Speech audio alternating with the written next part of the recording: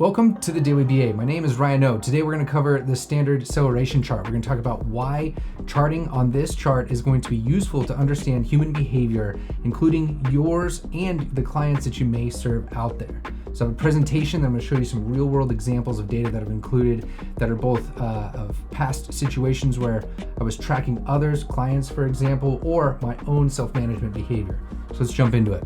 So we talked about previously on another episode of this channel, my self-management package, which essentially was you clarify your values. There's ways in which we can go about doing that I've talked about previously. It's linked up above. Goal setting practices, again, covered in that video. And then your daily committed action. That's the one that we're going to pull apart today. So how do you start to measure your daily committed action? And my point that I made in the previous video was that measuring these things is how you align your values, your goals, your daily committed action, and you are successful at self-management and hopefully also feel like you're living a valued life.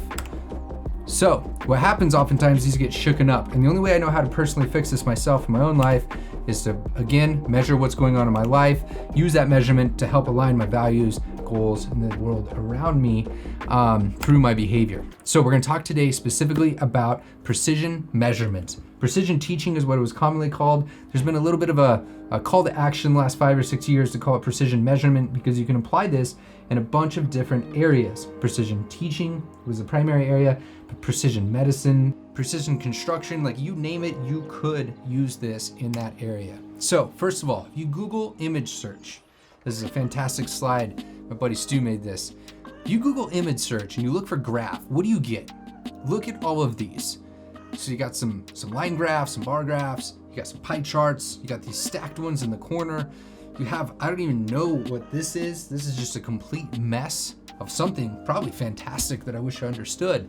But the point is you get a lot of variability. There's a lot of different things that are out there. Now we're taught in behavior analysis that there's some fundamentals to understanding through visual analysis what's going on with data. First of all, you have level. I've indicated it here. Now level is the value on the vertical axis scale around which a set of measurements converge.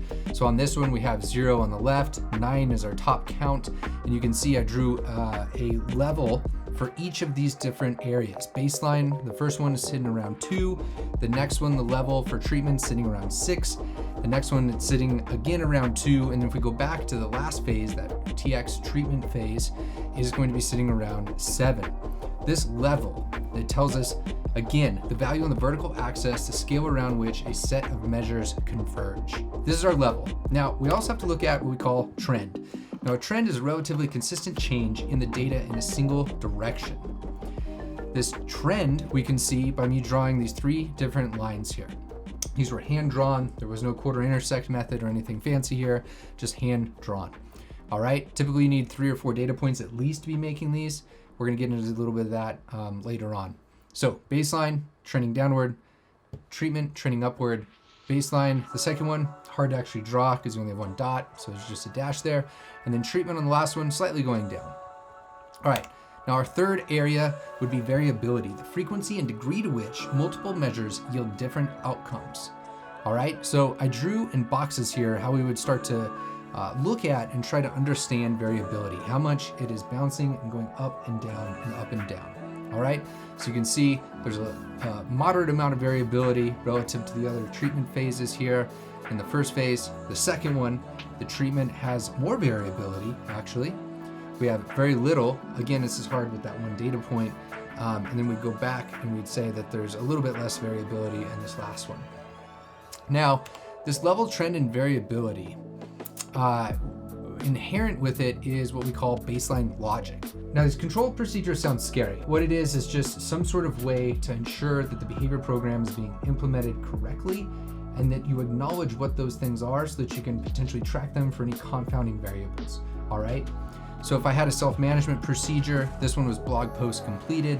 What's going on is I have certain things such as a goal setting strategy, maybe in the treatment, that starts to affect what's going on. That could be a control procedure, all right? There's a whole slew of them, big topic, you can jump into that. I can link down below where you learn that, but control procedures are used within the subject, meaning we don't need anybody else to assess the effectiveness of this intervention. We can simply use our own behavior, such as I did here, of a baseline, how many I wrote, and then going back to baseline, and then how many I wrote when I started to have a weekly goal setting procedure of 7 per week or 1 per day. All right, you can see that this worked. Now, you can identify relations that are meaningful to the individual. That's what I just described. I was trying to figure out at this point in my life, how do I blog more consistently? And this was a way in which I was able to do it. And I was sure that it was working because I went back to baseline, I removed the goal setting, and my behavior went back down. All right, so that goal functioned individually for me to help influence my behavior. That is really, really valuable information. Now, you can also scale up the findings in a group or big data. It's a little bit more complex, but what you can do is you can actually bring all of this individual data into group analyses, all right? Super valuable because oftentimes people are looking at the group behavior, but not looking at the individual. Whereas if you were to look at the individual behavior specifically, then you can build up and scale up from there without having to do the work twice because your measures were set for individual at first. Fantastic. This is what this sort of stuff goes on in artificial intelligence, machine learning, social media platforms like this. Like they look at the individual behavior and start to scale those up into larger groups. Now, there's a question. Describe the effect of the graph and the effect of the treatment. I kind of described this to you already, but what we would do is we look at the level, trend, and variability for each of these. Now, so let's look at this a different way. So we have level, trend, and variability. Let's look at this graph, all right? Triangles, what's the level, trend, and variability? Look at it. Dots, what's the level, trend, and variability here? Remember retaining that knowledge of the level, trend, variability that we discussed earlier in this video. So the dots, I would say low level at first, then it gets higher. So they were here on the axis, but now they're up here. The trend is upward. We have an upward trend going on here. And then also the variability, a little bit. I don't know, it's hard to kind of describe, but there's some variability going on here, right? If I had those kind of windows like we had before. All right, so I'm gonna show you this graph. I'm gonna show you a bunch of other graphs too. Check all these out. So we've got a lot of them. Now, if I were to ask you, what's the level, the trend, or the variability? You can pause this and you can look at these. And what I ask of you is look at 1, 2, 3, 4, 5, 6, 7, and 8. What's the level, trend, and variability? Notice here that there's something really, really interesting. Remember that first rule? So when you're visually analyzing data that you should look at level, trend, and variability? Well, it's a good start, but we could probably do better. And the reason being, if we go back, is that all of these graphs are the exact same data. My friend Cameron made these. Exact same data. But you'll notice here that the level, trend, and variability starts to alter as a result of us stretching and moving them around. So they're either made larger on the PowerPoint or the axes were changed. So this one's at 100, 100, 100, but these are at 35, 40, 35, and 35. So stretching these proportions actually changes the level, trend, and variability. So that first rule is a good start, but we could probably do better. And the big issue here is my high is your low, is there maybe better? I don't know. Like we're using these loosey-goosey terms, for lack of a better description. And it's purely based off of just subjective experience, when the whole point of this is that we're taking data-based decision making and we're supposed to be using that to leverage to help our clients out. So there's actually more to this issue. So what I have here is an add subtract graph. So what I mean by that is that every time we have another notch, we're going up 2 instances or 2 counts of that specific response. Now across the bottom, successive calendar days. When we chart this behavior pattern out, what we see is an exponential curve. Turns out these are super hard to predict. If I were going to ask you where this is going to keep going, you might be able to guess somewhere up here, but an accuracy at the level of analysis that we require in a science, this is extremely hard visually. But with one small change, that is changing this x-axis to a multiply divide. So now what's going on is every time you multiply by 10, it increases, all right? So instead of add subtract, we're now on a multiplicative by 10, log base 10. What happens here, same successive calendar days, is that same exact data, this is the same data, is now visually represented in a straight, nice, succinct line. This is something I could visually analyze and I can predict with much more accuracy visually. So, precision teaching was founded by this gentleman, Ogden Lindsley. Actually, I have this fantastic poster that I can lay over here that we made that's in the shop. It's just, it embodies the greatness that Og was. Now, he had 4 guiding principles. The first one being the learner knows best. And what we mean by this is the behavior of the learner is going to demonstrate what is going on, what is influencing them in the environment, all right? So they might not have the subject matter knowledge or expertise to be able to help themselves out, but their behavior is going to tell you what's going on. And if you analyze that with them and work with them to do that, then you're starting from a very solid foundation. So the learner knows best. Follow their data. Next one, focus on observable behavior. These are things that must be measured. They don't have to be measured by somebody else. It can be measured by yourself. And this brings up the question of, what about thoughts, feelings, these sort of things that other people can't measure or verify? Those are acceptable in the field of precision measurement. So the observable behavior doesn't have to necessarily be observable by somebody else, but you have to understand how to accurately measure and make sure that you have a valid count of the behavior as it's occurring. The next one would be the use of frequency as a measure. Frequency implies time. There's a count over time. This could be a count per minute, a count per hour, a count per day, per week, per month, per year, per decade, per century. These are counts that have some sort of unit, fundamental unit of time. This is consistent with natural science, the ways that we look at things in physics, chemistry, biology, etc. There has to be time involved. Now, the last one, the display of your data and making database decisions using the good old standard Celeration chart. I'm going to show you an electronic and then some of the paper ones later on. All right, so let's jump into what the standard Celeration chart is. This is it in all of its glory. So any human performance can be charted on this chart. Any human performance. Now, the process of precision measurement is encapsulated in these 4 different things that you're going to do: pinpoint, record, change, and try again. As soon as you try again, you're back to the beginning. Pinpoint, record, change again. Now we're going to go through and describe these. So think of something that you could do, maybe something that you want to do faster. Let's say, for example, we have a client that's tying their shoe. This was a fantastic example developed by one of my great colleagues and mentors in the field that really shaped my thinking. So you have a student that's trying to learn how to tie his shoe. You know, mom's in a rush. We need to get this up to independence, so we get out the door, get you to school, if that's a thing still at this point where you're at. So let's pretend that we measure this. This little dot just showed up here. This little dash just showed up here saying that we're going to measure for 2 minutes. So we watch this child and we measure for 2 minutes, and it takes him exactly 2 minutes to tie his shoes. Now let's take my buddy Mark, for example. It takes him 6 seconds. You can see here the red dot. That's how long it takes him. The difference between the two is the difference between 2 minutes and between these 6 seconds. Now, what I could do here is I could actually predict, if I was trying to teach this child using something like this fan. I would say, let's say that I'm trying to reach at an average of doubling the learner's performance every week. That's become the standard practice, expectations of what a teacher should be able to teach at in precision measurement. And I take that and I predict out. So here is my buddy Mark's fluent performance, and here is the ×2 that I should be expecting per week. With this sort of science, like measuring behavior in this sort of way, I can predict down to the week and even the day that I will have that learner at that rate if I'm using effective teaching practices. Remember, the learner knows best. I can't blame the learner. I can't say it's their fault. By using the practices that I understand in a behavioral science approach to educating people, I would be able to hit that. And I should be able to be expected from the people that are providing those services, or the people that expect those services or paying for those services, that I should be able to render those services effective by delivering on that date. Sounds a little crazy, but this is exactly what the precision teaching community does. They can give money back guarantees, I kid you not, that they'll be able to do these sort of things. Imagine that if you had an education system, right? So this little A is an aim, and it's where we're trying to reach.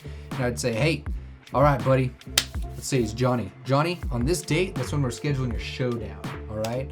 And this showdown is we're gonna go try to whoop my buddy Mark's butt at tying your shoes. So I could count these, the exact number of weeks that it would take.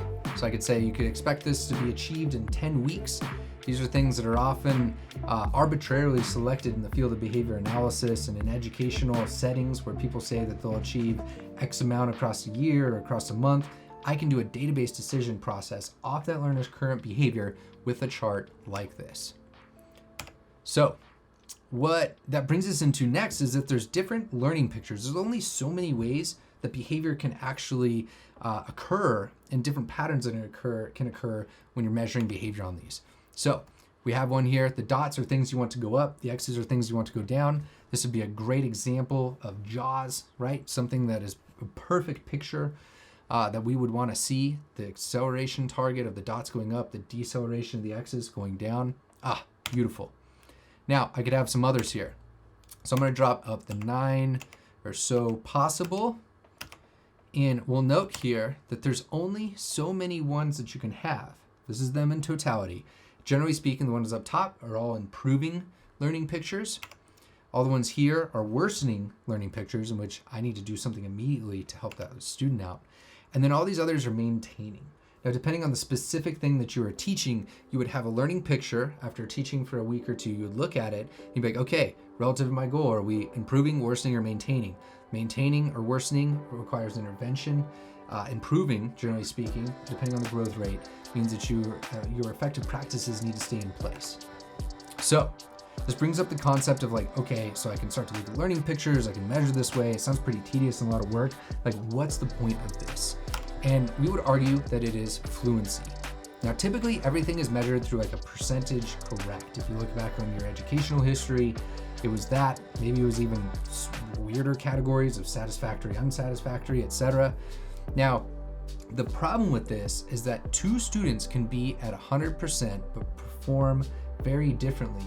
If you note back on our example, the learner, Johnny, that was tying his shoe in 2 minutes, and Mark, my buddy, that was tying it in 6 seconds, were both 100%. You would never be able to discern the difference between the two if you were to just simply look at percentage correct.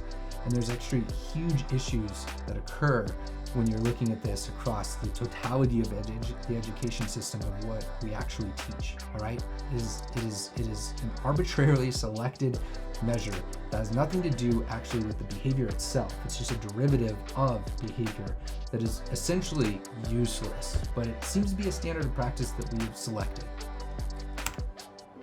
Now, true mastery from precision measurement would be a combination of accuracy or quality plus speed. So students perform easily in the face of distraction, retaining the skills over longer periods of time, and it can apply what they have learned to acquire to real life situations. Fluency, that is the target, the goal of a precision measurement teaching strategy that we want fluent performance. Something that will be selected, works in the environment in which you need to naturally apply it, and you can do it in the face of distractions every single time. All right, and the fantastic thing is that research in precision measurement has consistently shown that it is the speed or rate of performance which measurably distinguishes experts from beginners. All right, experts versus beginners. So our entire educational system using percentage correct isn't looking at the knowledge, the body of research that shows what is actually an effective measurement practice to be able to discern whether or not somebody is performing at the levels that they need to be successful. At this point, that should scare the living shit out of you if it hasn't already.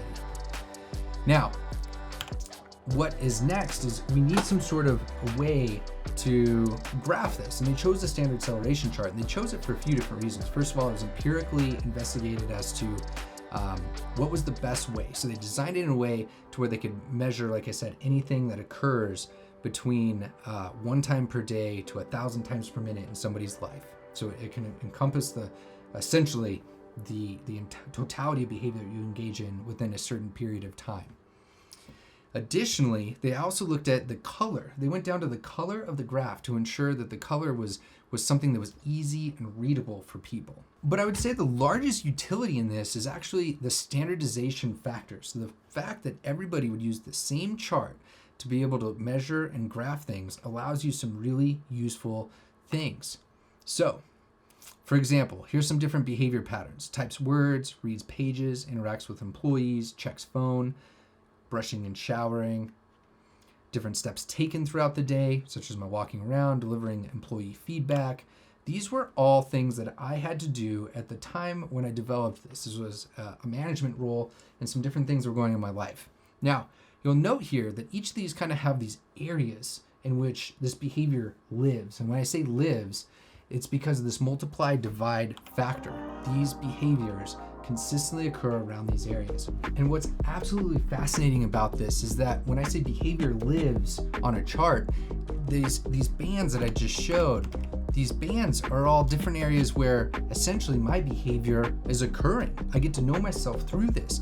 But what's fascinating is that everybody's behavior starts to really overlap in certain areas. So we know, for example, that if I'm trying to teach a child how to read, that I need to get their reading roughly between 100 and 120 words per minute to obtain fluent reading speeds.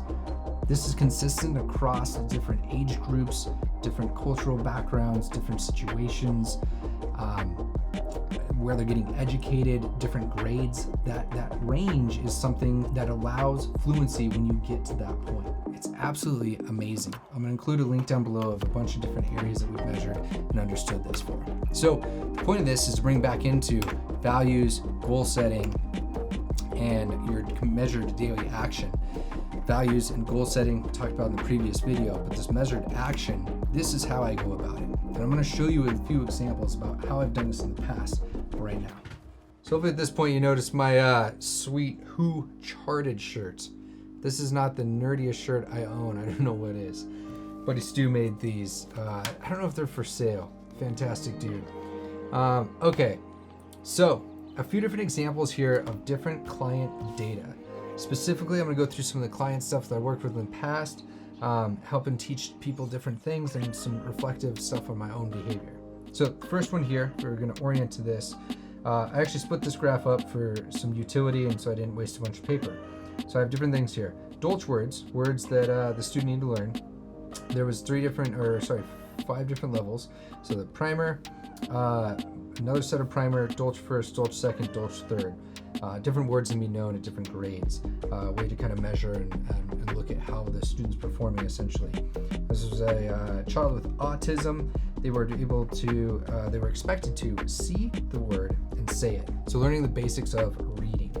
So see, say, Dolch words. Dots correct, X is incorrect. You'll see here that all of these were the same week. I took a baseline measure, that is, how did the student perform on them? You can see the learning picture was pretty good for the first one, but as we progressed, he did not know any of those words. And what we did is we spent an entire week teaching as fast as we possibly could these different Dolch words through strategies, not of teaching the specific word, but teaching basic strategies of how to pronounce letters, different phonetic sounds, etc.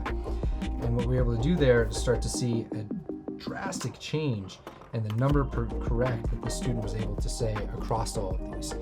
Fantastic, really quick learner, just didn't have the right instructional strategies oftentimes being implemented to affect his behavior. And then we did a follow-up a couple weeks later to be able to understand whether or not that these were maintaining, and again, fantastic results. So, standard acceleration chart for the win. All right, so this next learner really struggled with aggressive behavior. What I say is, imagine someone's 8 or 9 years old, punching, hitting, kicking, biting, like upwards of every 1 to 2 minutes on a really bad day was how frequently this behavior was occurring. Really hard to teach anything instructionally, and the child was falling behind drastically. Now, one thing that was going on was a lot of like ruminating thoughts around and like perseverating sort of thoughts around their brother and what was going on in their life at that time. And so one of the strategies that I read about in the research was trying to get them to positively talk about the things around them. So if you're constantly focusing on negativity, if you can switch to finding the positives and talking about those, sometimes you can get behavior to change and even correlates sometimes if those sort of things are connected in a way. So if the behavior of the cursing, yelling, hitting, screaming, things like that are prerequisites to the aggression, sometimes focusing on the verbal behavior itself can start to affect the aggressive behavior in this case. So that was kind of the assumption, what we tried to do here. And so we'll see that we have 2 different things. The dots are the number of positive statements said about one's family members. The X's are the number of negative statements said about the family members. And then the aggression are the squares. So what we have going on here Baseline, we just look at what's going on. The number of negatives were increasing by 1.7 times per week. I can actually calculate that because of the standardized measure. I have no growth on the positive words stated about family members, and I have a slight decrease, but more so it was just kind of that it would bounce up and down depending on the day of the week, where aggressive behavior was occurring roughly every 1 to 5 minutes. 1 to 5 minutes, it was insane, impacting this student's life like crazy. Now, this provided a one-time model was the next phase. So what I tried to do here is just provide one time a model of here's how you could say positive statements. So this was a 1-minute implementation. If I said 1 minute worth of positive statements about the learner's brother. Think about things as like, man, he's the one that I get to hang out with. We get to play video games. Sometimes I like that, he plays with me. Sometimes I like that he brings a new game to me. Like things that were focused around just anything positive that the student could say about their sibling. Now what happened here is functionally no change. We had a little bit of a decrease in the negatives, but they were continuing to rise over the week. The positives, I had a couple exemplars, but nothing happened there. And then again, the aggressive behavior was roughly at the same level, and it wasn't changing in the trend or the variability. We were still in that 1 to 5, roughly aggression every 1 to 5 minutes. And then what we did is we did 2 novel exemplars per day. So the assumption is that maybe we had to teach different exemplars of different positive things that you could say. So oftentimes what this was is we were watching or talking with the mother or watching during the drop-off about interactions that occurred and getting some information about what happened the night before from the mother.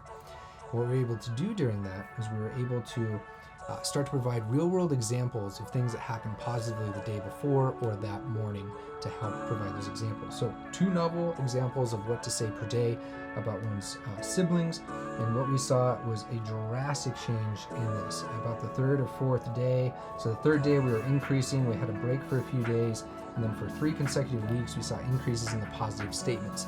Now the big question here is the positive statements, do they translate over to aggression? Do we see the negatives decrease? So the negatives decrease. This line of right here essentially means that they were having there was no longer any sort of negative comments being said. So those decreased, the positive statements increase is exactly what we're looking for. And then the fantastic, amazing thing that happened here, this doesn't happen with everybody according to the research, but we had a decrease in aggressive behaviors. Now this did not get them completely down to where we wanted to. So if no aggressive behaviors were happening, they'd be happening down here. He was in class for approximately 6 hours a week. Across these days, so we were still having aggressive outbursts roughly every 25 to 30 to 40 minutes, kind of depending on what was going on. Sorry, every 20 to 30 minutes is what I should say there. But we had significant improvements. Like that allowed for 15-20 minute blocks of instruction to start occurring where we never even got there previously. So this produced like dividends on the ability for our treatment to start being effective in other areas as well. So what we did is we stopped those novel exemplars. They held for a week. There was a large break in the calendar for a winter break sort of thing, or spring break, can't remember exactly when it was. And then the retention check, did they maintain and did the behavior maintain? And this was fantastic. Looking at this 4-week break in behavior maintaining, most people talk about how you have the resurgence of behavior after breaks in the school system. Real functionally good programming can solve for those sort of things. This required us just communicating with the mother to work on positive statements. Remember, this is 1 minute per day that we're providing 2 novel exemplars, and we're seeing whether or not it continues. That was just to teach it. During the break, it was just you could use the same sort of examples. We didn't say, use the same exact ones every day, but like the novel examples per day didn't necessarily matter. Like it was just pick a couple positive things, have them start saying them, get that going for a minute, and that 1 minute per day would set trajectory for significant decreases in aggression. So fantastic. One of the coolest things, I actually submitted this to a research journal and I never heard back from them, and I never submitted to a research journal again. If there's a reason I don't do research, it's partially because of that. All right, so this next one was really interesting. It was a research project. We were going back and looking at the pseudoscientific treatments, different fad treatments for autism. So going back into the literature, we went back. This one is a successive calendar years and a total count. And so we went back all the way into roughly 1942, where we saw the first documented case in suggested treatment for helping somebody with autism-like features manifesting in their behavior. Now, the proper diagnostic system and what happened there was much later, but there was actually a lot going on talking about traits that people would see in behavior that was labeled autistic across this time before it made it into our diagnostic system. And so this one, what we see is the two ways to graph this. The X are the number of pseudoscientific treatments that like showed up in the market, in the literature, right, that people were offering. So you can see that these were happening more and more frequently across decades, all the way into the 2000s. So this variability, this bounce growing, actually shows us that we have far more treatments being presumably thrown out there. Another way to look at this is a cumulative number of treatments, which is just this, all the X's are just regraphed for that cumulative in the dots here. And so the predictive value of the standard acceleration chart is really set for these daily or yearly counts in this case. They're not set for cumulative, so it's really hard to predict off of this with accuracy, but this measure, because it's a true frequency measure, is something we could start to predict off of. So you'd start to get somewhere between 1 and 5 new pseudoscientific treatments occurring in the literature roughly. Now I looked at this at around 2012 or so. I have not looked since then. And there's only a few. Now the thing is that there's only a few really evidence-based approaches, and these are treatment packages usually based on behavioral principles.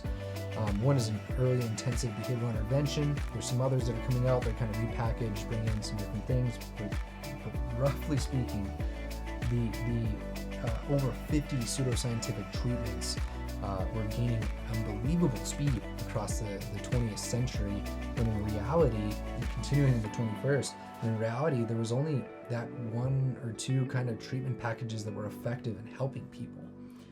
And man, if this isn't like a saddening chart that's out there, I don't know what it is. This is people's hopes and dreams for their students and their livelihood to be able to help them out, just potentially being completely wasted because it's not effective.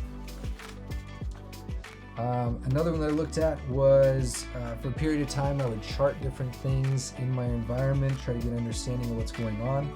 This one was the number of self-commitments that I was stating and following. And I completed this with another colleague, so they were interested in looking at them. I looked at mine as well for a little while.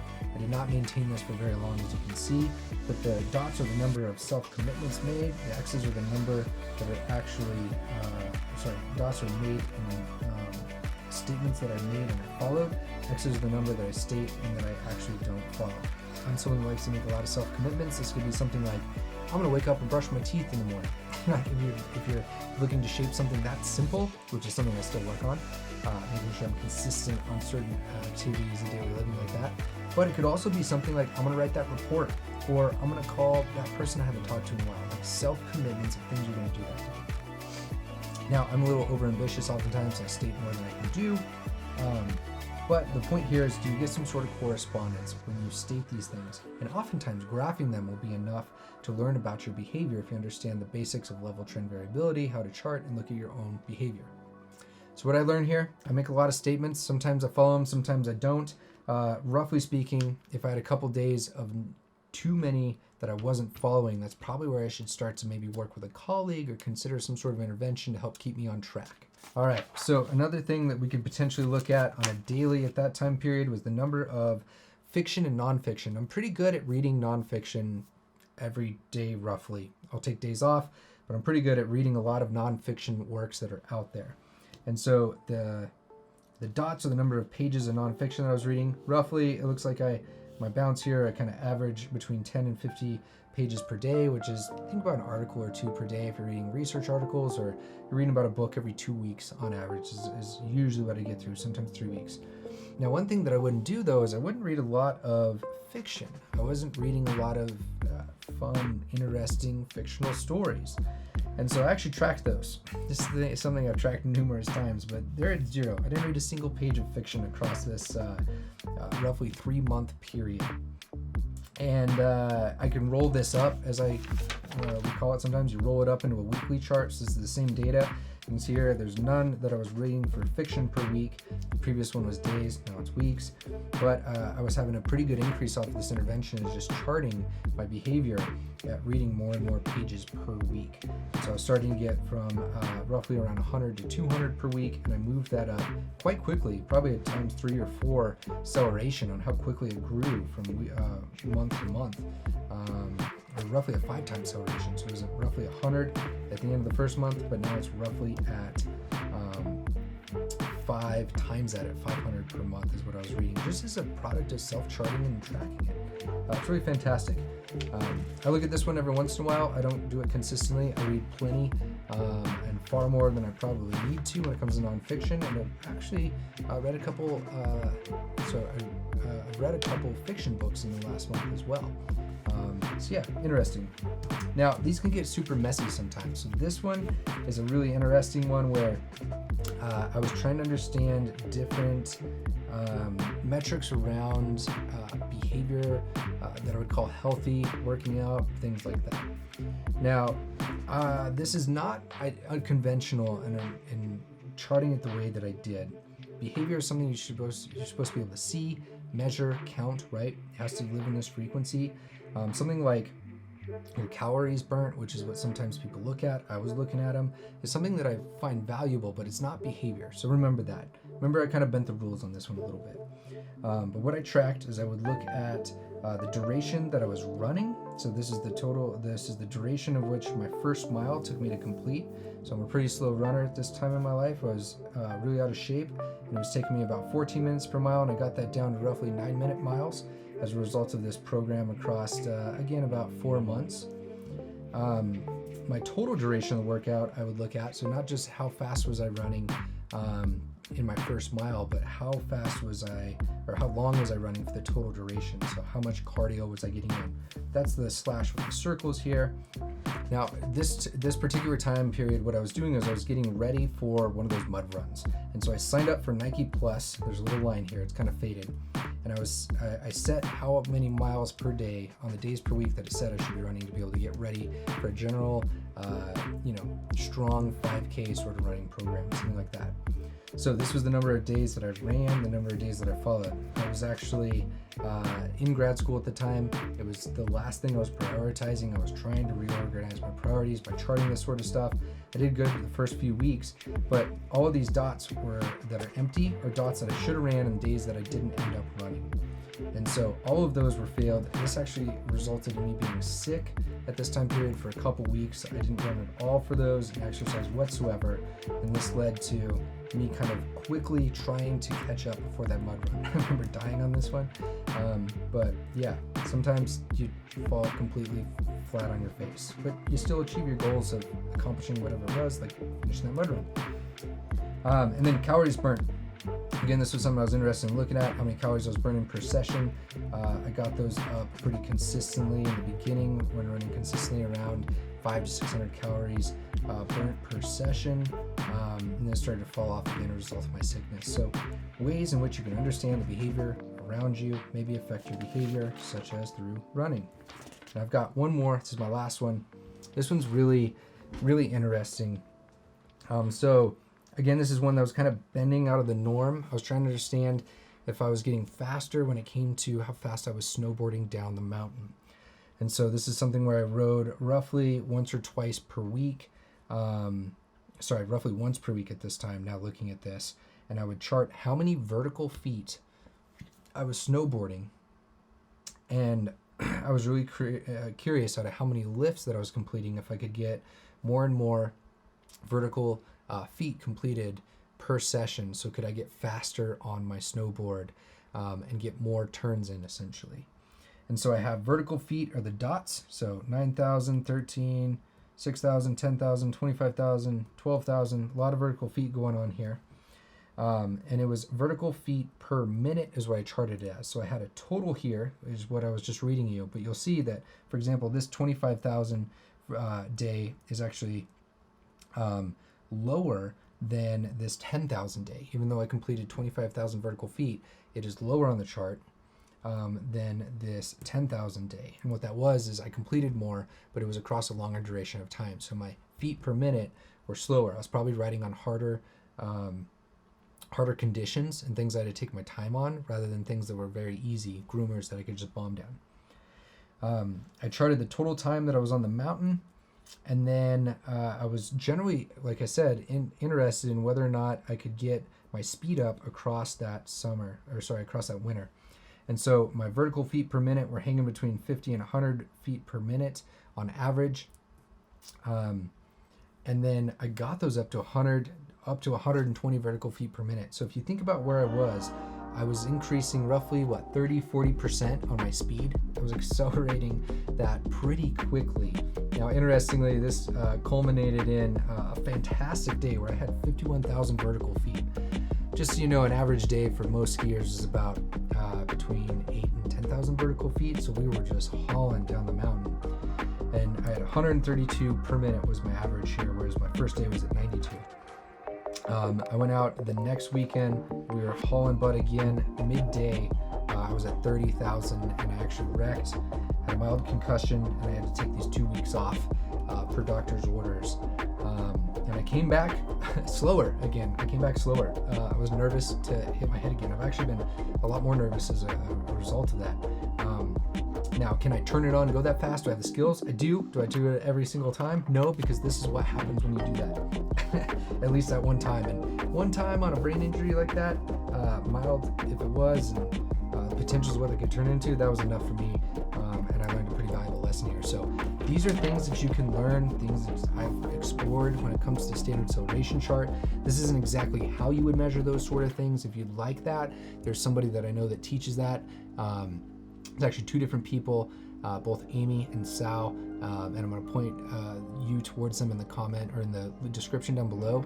So yeah, this is the value of standard acceleration charting. I think you can get to a real sense and understanding of your behavior, the world that you're working within, and how it affects your goals and what it is at the end of the day that you want to achieve in life. So hope this is valuable to some of you. I appreciate it. Like, share, subscribe. It actually makes a difference. And if you're really into this sort of stuff, I live, breathe, eat, die this sort of thing.